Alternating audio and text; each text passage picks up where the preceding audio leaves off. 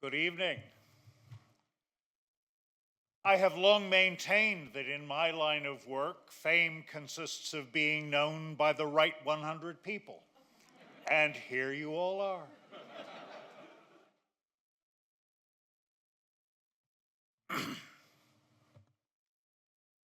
It gives me great pleasure. Had the Society of Printers and the Boston Public Library asked me to limit my talk to a single sentence, that would have been it. For underlying all the other rationales with which I will try to justify my choice of a life's work, the real reason is that letterpress printing has always been and continues to be so much fun. Life lesson number 1. Try to find work that you love. Monday mornings will not be the worst time of the week. I stumbled upon letterpress printing by chance in the early 1970s as a college undergraduate.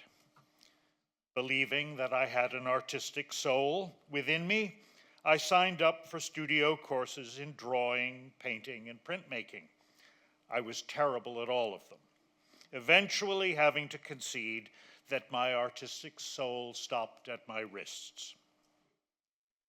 But a course in the history of graphic art technique required that I produce a piece of graphic artwork, and my professor suggested that I check out the letterpress studio in the Student Union craft shop. In 20 minutes, I was hooked. I had known that I was looking for something, but didn't know what it was until I found it. A medium that was technically fascinating, physically engaging, and through which creativity could be channeled without needing clever hands. The first overly ambitious project that I set myself was a catalog for an Art Nouveau exhibition in which I was participating for another class. Surprisingly, I actually pulled it off. Of course, it was badly done, clumsy and pretentious, as were the other early efforts that I now keep tucked away in a back drawer. But, another lesson, don't be ashamed of early work. The fact that it may now embarrass you means that you have gotten better. It's when previous work still completely satisfies you that you may have reached your plateau. There were early signs that I might have found my life's calling. I was good for, at most, 3 or 4 hours at the library, but I could just run over to the printing shop after dinner and next look up to find that it was morning. I went to the AIGA 50 Books of the Year exhibition, saw a beautiful book and got it. The first book I ever bought for its design. Flora Exotica, published by David Godine. David was known to me as a personage long before I knew him as a person. And it delights me that circumstances have led us to be friends, colleagues, and by now, contemporaries. Now, think of this as a screensaver. This was an exercise in non-repeating type ornament. I'll show it from time to time throughout the talk so that you'll have something to look at without having to think about it. Letterpress was alluring, but in the 1970s it was already in its death throes. Photo offset lithography had largely replaced relief printing, and phototypesetting was making deep inroads into hot metal composition. It is, however, a nice irony that phototypesetting did not kill hot metal. Digital typesetting killed them both. Nobody was taking up letterpress printing anymore. It was a dead end. But it was letterpress, not the other typographic trades, that had fired my interest. Because a career in letterpress was a non-starter, I persevered, after a fashion,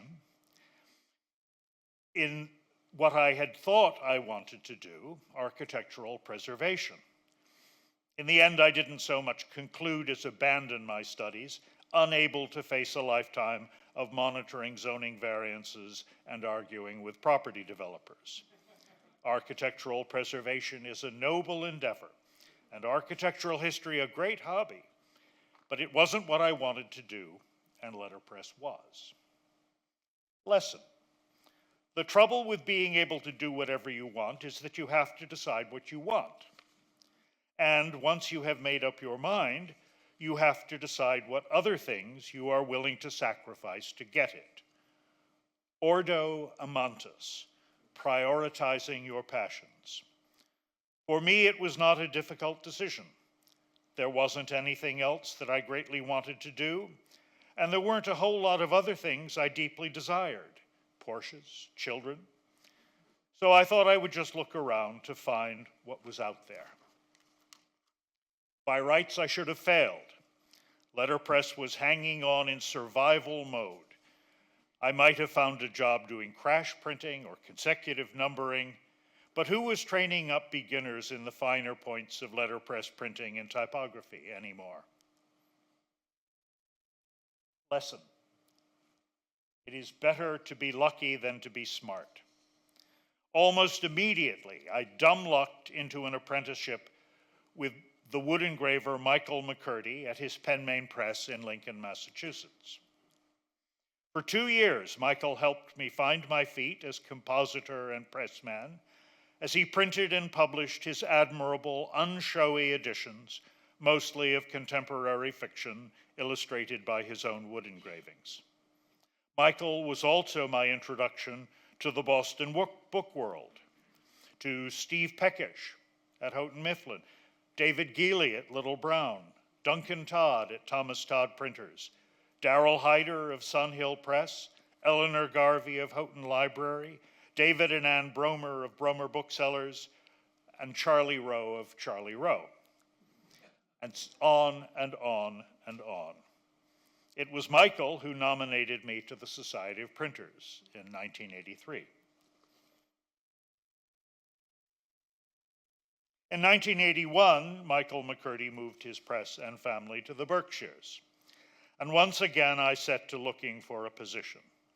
With some contacts by this time, I figured to find a job in the real world of printing or publishing.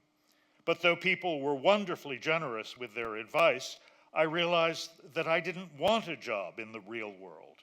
I wanted letterpress. While job hunting, I began hanging around with Carl Kay, a brilliant East Asian studies graduate from Harvard who was determined to be a penniless hippie and had started Firefly Press as a publishing hobby, letterpress printing small books of foreign language poetry in translation. Carl was devoted to literature, not printing, I to the craft. We were a good team. Over a couple of years, we turned Firefly from a publishing hobby into a printing business, still doing only letterpress, all out of the photographer Elsa Dorfman's garage in Cambridgeport. By 1985, we had found a slightly less improbable space in Somerville. To help support Firefly, Carl used his fluency in Japanese to offer translating and interpreting services. His new venture grew along with the Japanese tiger, eventually taking his full time. Since the mid-1980s, Firefly has been my baby. Poor Carl, he was doomed to be a successful entrepreneur. People sometimes ask about the name Firefly Press. In Japanese, the word for firefly is pronounced K, Carl's surname.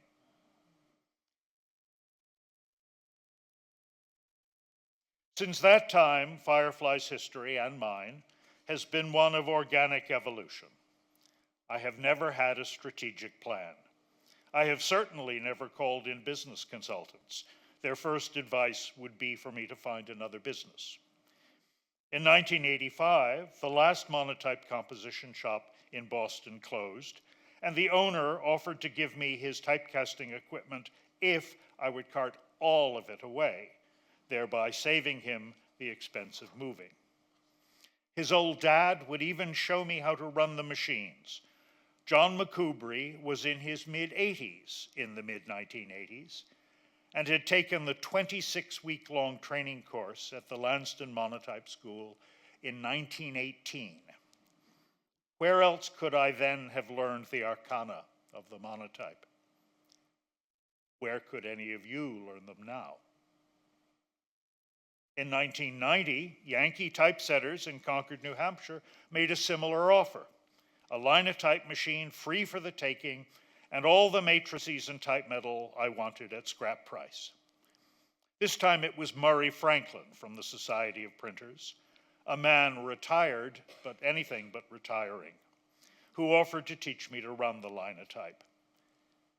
Murray never understood why I wanted to learn, but he was happy to pass on his lifetime's knowledge.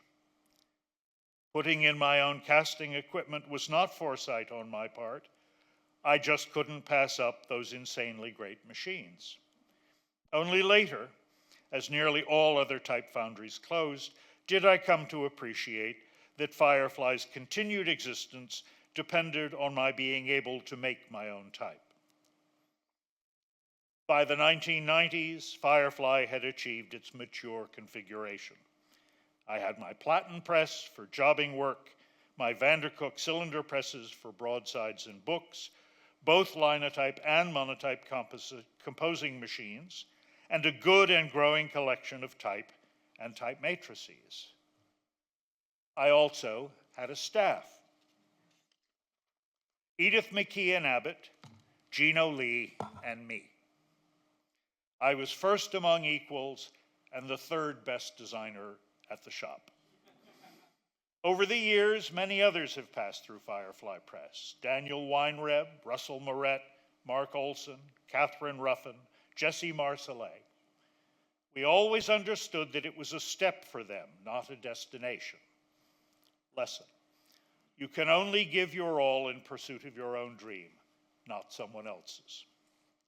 I have never had to fire anybody except for a few customers.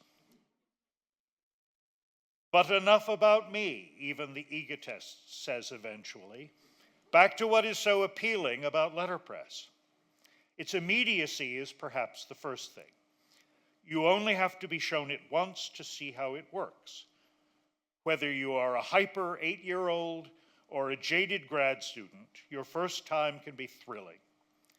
Catherine Ruffin has spoken about the response of students at the course she and I teach at Rare Book School. Catherine herself is a legendary figure at Wellesley College, where students vie for the limited number of spaces in her courses. Art schools and liberal arts colleges everywhere are installing or enlarging their book art studios, recognizing that an introduction to letterpress is grounding for the study of all typography. It can be immensely appealing, instructive, and fun. Fun at first. Once past the initial delight of simply messing about with type, you discover that letterpress is a strict master. Daniel Berkeley Updike, you knew I would get to him eventually, complained, "The practice of typography, if it be followed faithfully, is full of hard work, full of detail, full of petty restrictions, full of drudgery, and not greatly rewarded as men now count rewards." The practice of letterpress is above all methodical. It has ways of biting you if you don't respect it. For example, as you set type from a type case into a comp stick, what is the most important thing to be sure to do? I can't see you very well, but anybody want to hazard a guess? Thank you. That's the wrong answer. That's the wrong answer I was hoping for. No, not spelling the words right. That is way down the list. No, your first duty is to set lines of type that are all exactly the same length. The margin of error in setting a line of type is 1/144th, half a point.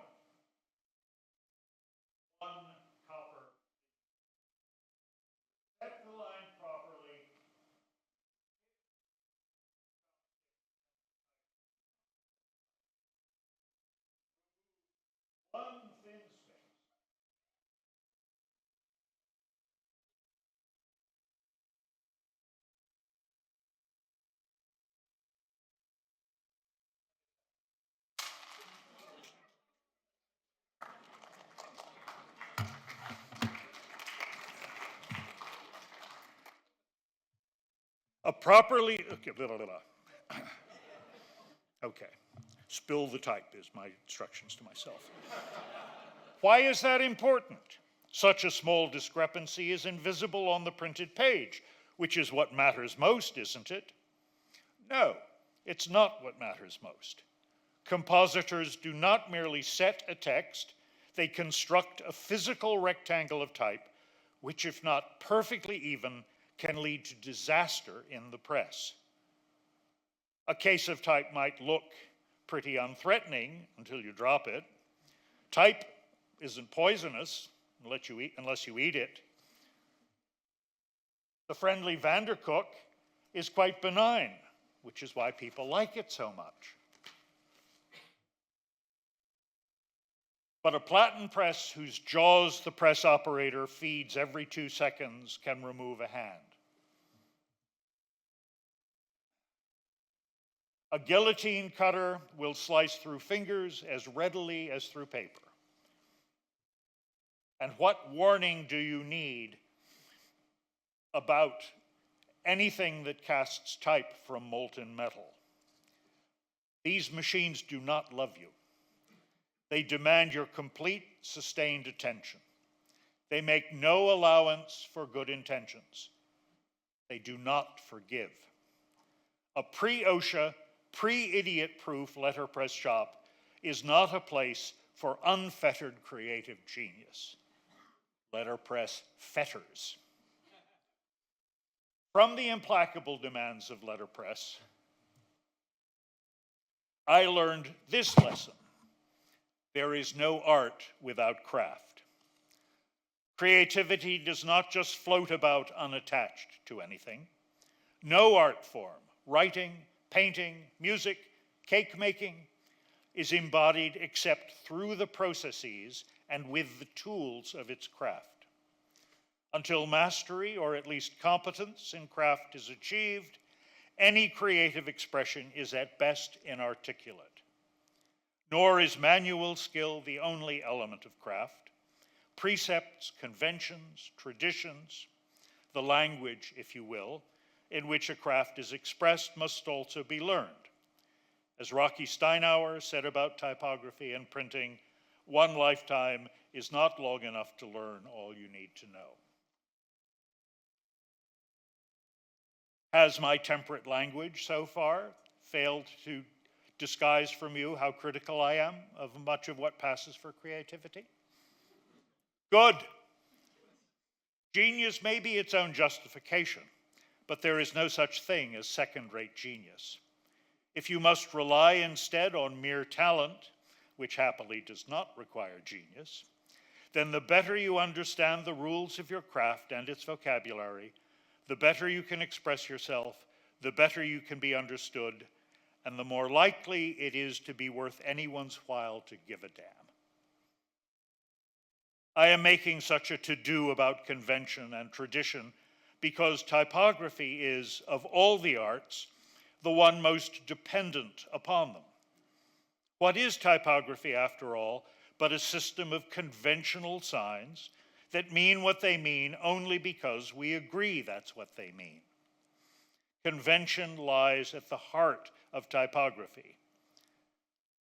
The fact is foundational.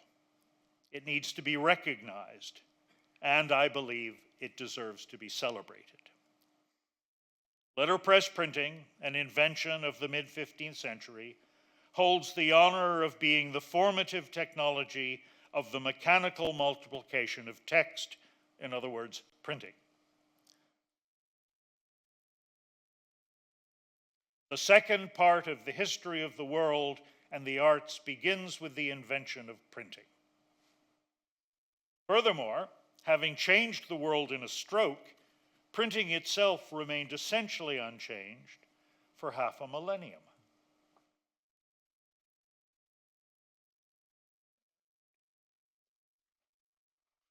This linotype, built in 1944, given to me in 2002, and which is still going strong at Michael Babcock's Interrobang Letterpress in Jamaica Plain, makes a printing surface functionally identical to the type that printed the Gutenberg Bible. In short, Typography is what it is because letterpress made it that way. Whatever our new technologies, whatever their capabilities, we still, of necessity, see typography through the lens of letterpress. Earlier, I quoted the complaint of D.B. Updike about the petty restrictions of typography. That passage in the final paragraph of Updike's seminal Printing Types, Their History, Forms, and Use concludes, however, on a different note. In the light of history and of art and of knowledge and of man's achievement, typography is as interesting a work as exists, a broad and humanizing employment which can indeed be followed merely as a trade, but which, if perfected into an art or even broadened into a profession, will perpetually open new horizons to our eyes and new opportunities to our hands. In 1972, I had found an engaging hobby that I enjoyed and could do well. My mind works like a printing press, methodical and somewhat mechanical. In the 1980s, here in Boston, I began to discover the breadth and depth of the craft that had adopted me. And Boston, I also discovered, of all American cities, has the greatest history of informed, intelligent bookmaking. Turn of the 20th century Boston, it is well accepted, was a golden age of bookbinding. But Boston's traditions were far older than that, and they survive to this day.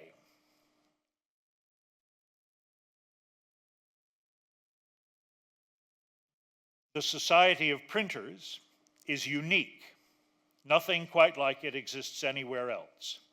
In Boston, I discovered fully what I wanted to do, and Boston has been, I am convinced, the best, maybe the only place where I could have done it.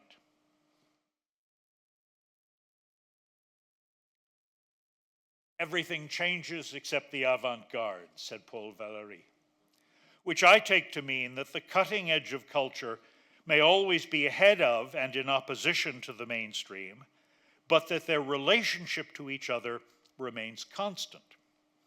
The converse of this is that if something remains the same in a changing world, letterpress printing, for instance, its relationship to the mainstream changes. It becomes a different thing by staying the same. The lessons letterpress has to teach today are new precisely because they are old. As Marie Antoinette's milliner said, nothing is new except what has been forgotten. Letterpress printing, therefore, reminds us of things that remain true even if they are now unfashionable. Traditional book typography evolved organically as the best way of visually conveying linear thought, in other words, meaning, with clarity and economy of means. The discipline imposed by the characteristics and constraints of letterpress helped focus that clarity. D.B. Updike's greatest achievement, I believe, was that by the books he printed and those he wrote, he constructed a rational, philosophical foundation for what had previously been the vernacular and largely intuitive rules of typography. Where Updike led, others followed. Stanley Morrison, Beatrice Ward, Carl Rollins, Joseph Blumenthal, the repentant Jan Schickold, Ray Nash, Robert Bringhurst, and on and on and on. Time at last to show a bunch of slides of things that Firefly Press has printed over the last 40 years. I will be making comments, but really the work must speak for itself. If it doesn't, either it hasn't expressed itself well, in which case I apologize, or you don't get it, in which case pay attention. Here is my most Updikean book, Our Goodly Heritage, a collection of sermons and chapel talks by a rector of St. Paul's School, commissioned as a tribute to him by former pupils. It is an example of elusive typography, the matching of the design of a book with its text and context, which philosophy was at the heart of Updike's design. The subject of the book is religious. St. Paul's is an Episcopal school. So this book is set in monotype Jansen, the original 17th century version of which Updike used in his monumental Book of Common Prayer, and which has ever since had an ecclesiastical air about it. I would like to think that this book is a respectful homage to Updike's principles, not merely a pastiche of the Marymount Press manner. This little book about the engraved bookplates of Paul Revere is also period. I like the opportunity to do period pieces. They challenge my understanding of the typography of other times. But sometimes you just have to let yourself go. 18th century Irish bookbinding was nothing if not exuberant. But elusive typography is not about imitating any particular period or style. It is, as I say, about making a design that is all of a piece with its text. When a text is modern and its character far from belles lettres, principle supersedes style. Between 1989 and 2005, I printed 24 small books and dozens of cards and broadsides for the publisher William B. Ewart, who solicited brief prose pieces and selections of poems from some pretty significant authors. Raymond Carver was hardly a writer to whom one could apply the book beautiful treatment. His style is spare and his stories often bleak. Intimacy, an ironic title, is the story of a failed marriage. There is no intimacy, and anger is just below the surface. Hence, the impersonal Optima type, the exaggeratedly open-spaced caps, and the blood-red rules. The Women Who Got Away is a story of tawdry, unhappy infidelities. John Updike's writing is so skillful that you feel dirty reading it. Not a candidate for elegant typography. To convey the tone of the story, the design had to be made deliberately unpleasant. Not that Caledonia is an ugly typeface, but set too big and printed too black, it looks uncomfortably lumpy. The engraver's Roman bold titling type is crass. The second color is not dusty rose, but stale pink.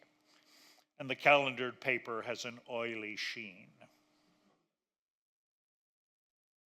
Barry Moser's engraving of a nest of snakes illustrates the story's opening paragraph.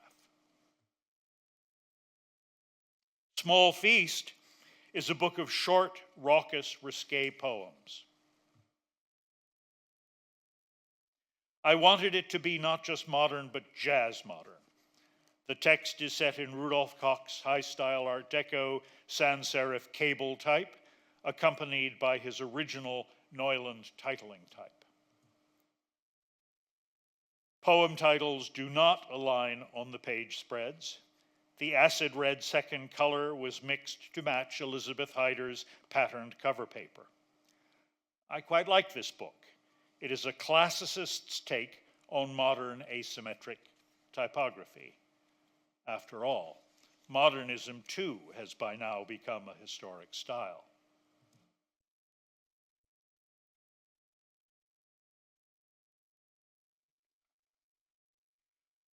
Books are what most people have in mind when they think of fine printing. Today, however, labor-intensive letterpress is almost prohibitively expensive for large projects. Printing books for others could not alone keep me in business, and I have never aspired to being a publisher.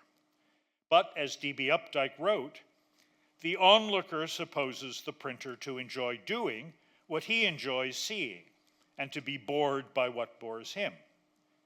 But the problem is what interests all but the beginners in typography. Its solution may be, and often is, moderately exciting, though if the problem is successfully solved, no one perceives it has existed. The market for letterpress printing lies today mostly in small-scale work, design-intensive rather than production-intensive. The niche that Firefly Press carved out for itself is celebratory printing, marking special events, out of the ordinary and individual. Every piece, lesson.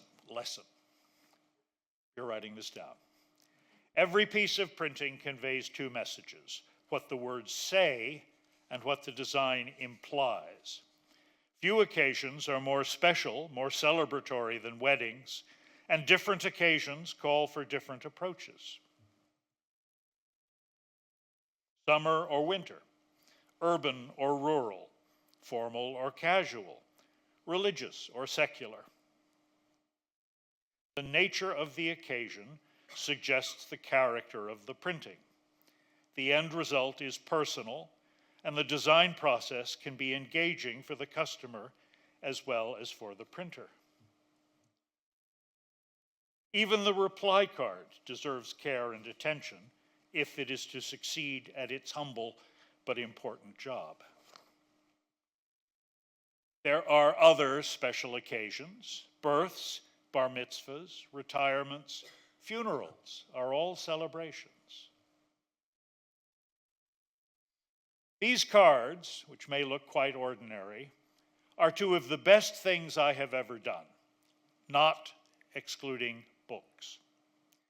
The upper one, jauntily asymmetric, printed in bright blue, is an invitation to a memorial gathering, a jazz cocktail party held in a gallery of the Museum of Fine Art that had been given to the museum by the deceased. How do you design the invitation to such an occasion? Not with wreaths and black borders. The second is a birth announcement, conventional enough, if rather subdued. This child's father had died in an accident before her birth, and his family had discovered only then that he had had a girlfriend and that she was with child. How do you rejoice in those circumstances? Not with balloons and storks. I print a lot of broadsides and certificates. This is the winning entry of a poetry competition, and it had to be done in a short time. Lesson. What killed letterpress wasn't so much that it was not good enough, but that it was no longer fast enough. A broadside is not merely the enlarged page of a book. It is a freestanding visual statement, usually seen mounted on a wall, or at least a refrigerator, and to succeed, it needs to have a degree of physical presence. It should be noticed, not just read. This poem makes reference to DNA, so with no time to spare, I confected a double helix out of parentheses.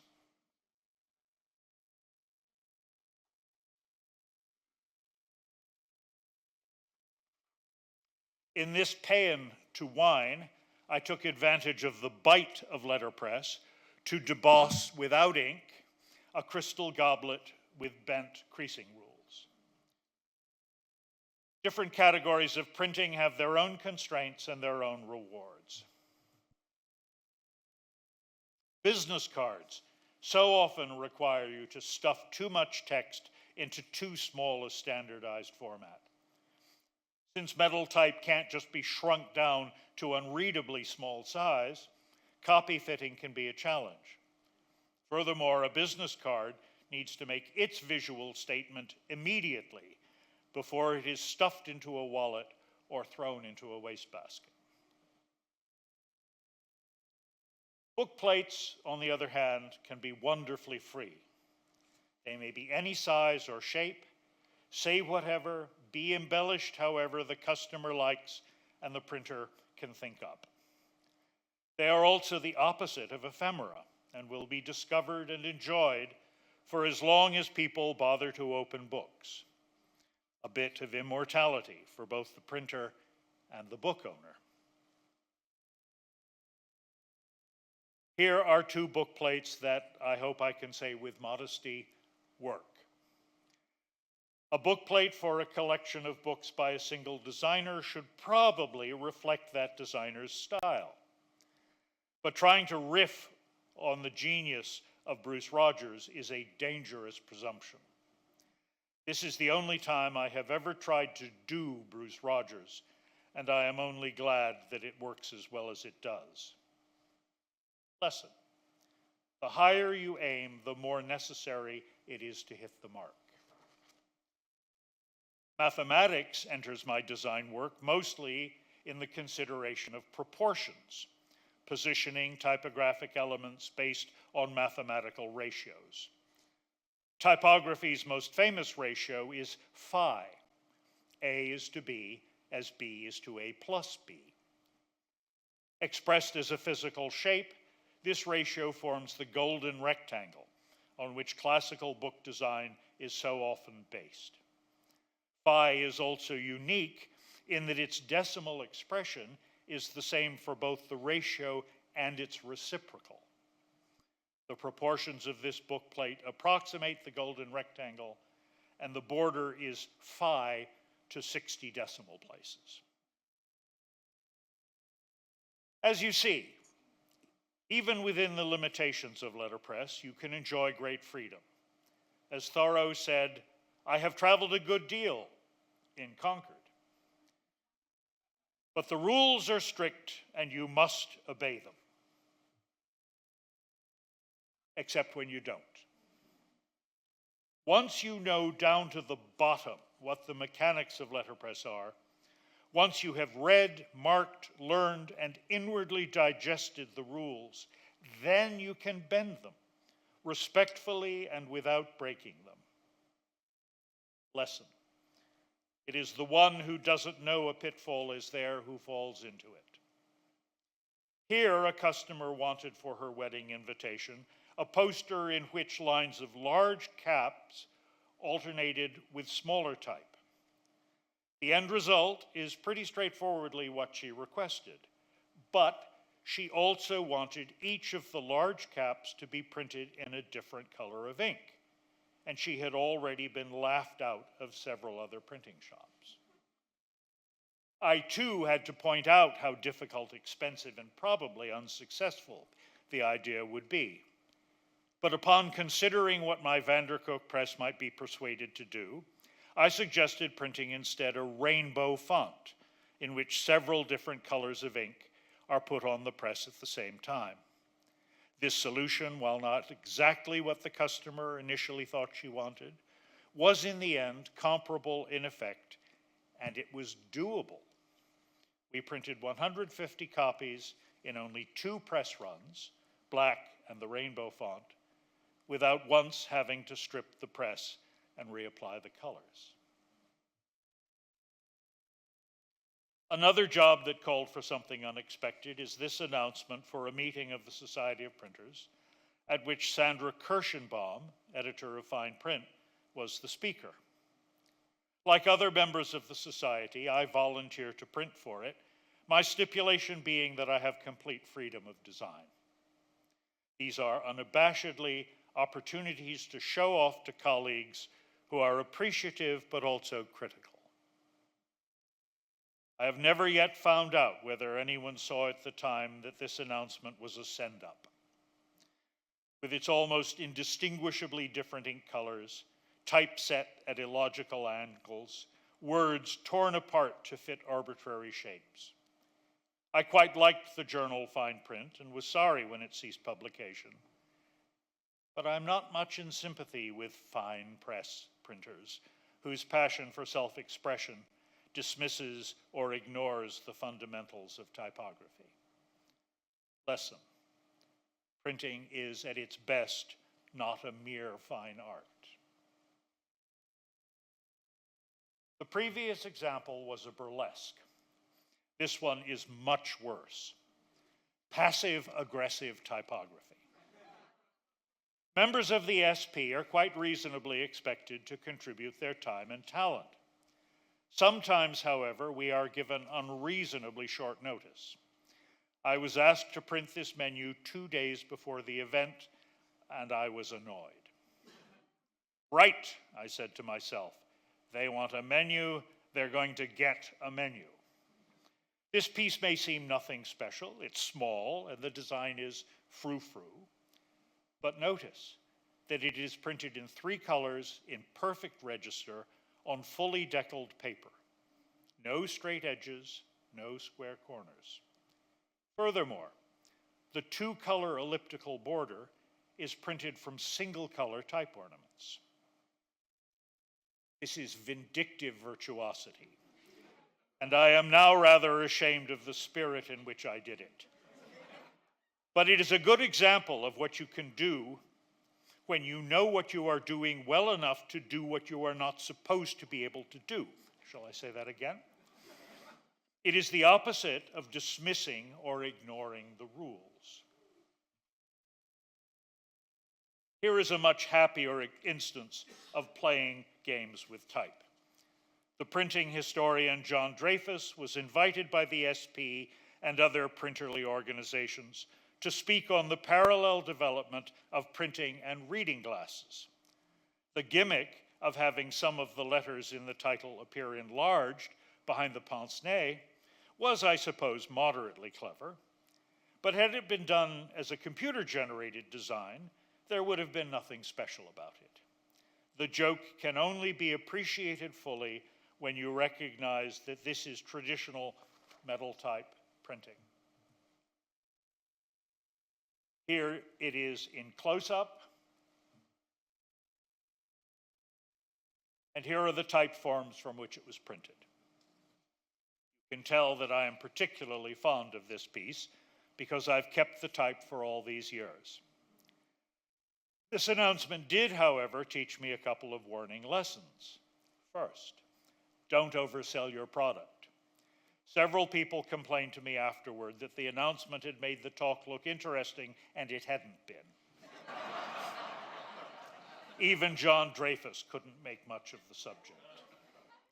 Second, beware of the fluke success.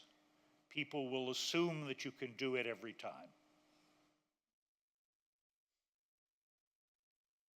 What I have said and shown you tonight has, I hope, persuaded you that letterpress printing has been more than a paycheck, more than a job for me.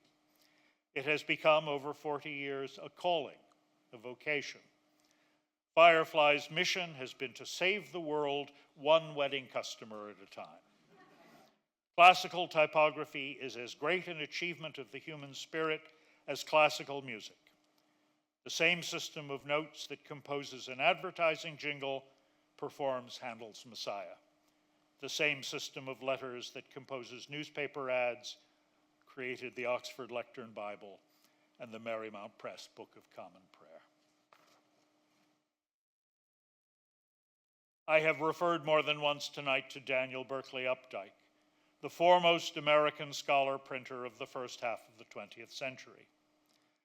I have learned more from him than from anyone else. But second only to Updike has been Roderick Steinauer of the Steinauer Press in Lunenburg, Vermont, the foremost American scholar printer of the second half of the 20th century. Here is the greeting that I gave him on his 80th birthday. Rocky Steinauer was not only a hero, but a colleague and a friend. For me, as for Rocky, printing has been a way of life. Many years ago, before I could understand what he meant, Rocky told me, there are many paths to finding God. Typography is one of the better ones.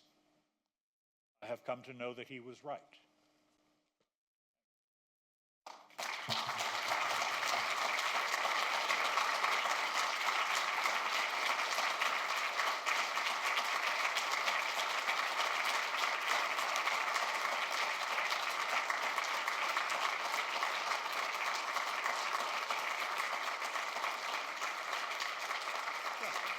25 minutes.